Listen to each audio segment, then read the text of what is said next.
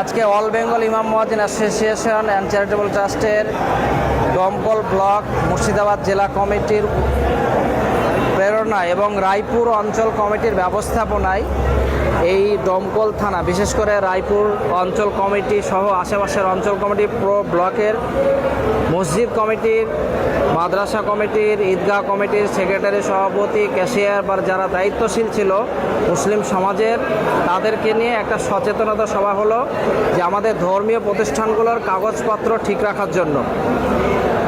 কারো যদি রেজিস্ট্রেশন না থাকে সেগুলো ঠিক করা, রেকর্ড ঠিক রাখা, দলিল ঠিক রাখা, বিল্ডিংয়ের প্ল্যান অডিট করা, সমস্ত কিছু সরকারি নিয়ম মেনে আমরা যেন চলতে পারি। কারো কোনো সমস্যা হলে আমরা যোগাযোগ করিয়ে দেব। আর ইমাম সাহেবদের বেতন মসজিদ কমিটির কাছে বৃদ্ধি রাখার জন্য আমরা আবেদন করলাম। মসজিদ কমিটির খুব খুশি হলো আজকে, এবং দুটো মসজিদ কমিটিকে আজকে সম্বর্ধনা করা হলো এই এতদা অঞ্চলের সবথেকে বেশি বেতন প্রদান করার জন্য।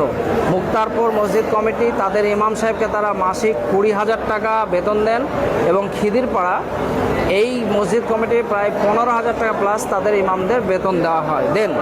সেই জন্য আমাদের এই কমিটির পক্ষ থেকে, রায়পুর অঞ্চলের এই ইমাম মুয়াজ্জিন কমিটির পক্ষ থেকে তাদেরকে, মসজিদ কমিটিকে সম্মান জানানো হলো, সম্বর্ধনা দেওয়া হলো, ইমাম সাহেবকে সম্বর্ধনা দেওয়া হলো।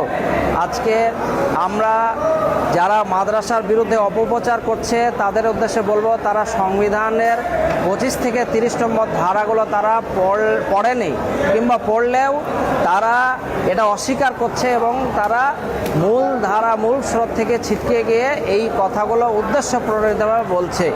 আমাদের দেশে ধর্মীয় প্রতিষ্ঠানগুলো সংবিধান মেনে হয়েছে, সেইভাবে পরিচালনা হয়, এগুলো দেশের সুসন্তান তৈরি করে। সেই জন্য আমরা সবাই সুন্দরভাবে এখানে থাকবো। এখানে কমিটির যারা দায়িত্বশীল তারা আছে, এখানে সবাই মিলে আজকে আমরা এখানে ছিলাম। আমার নাম নিজামুদ্দিন বিশ্বাস, রাজ্য সম্পাদক, অল বেঙ্গল ইমাম মুয়াজ্জিন অ্যাসোসিয়েশন।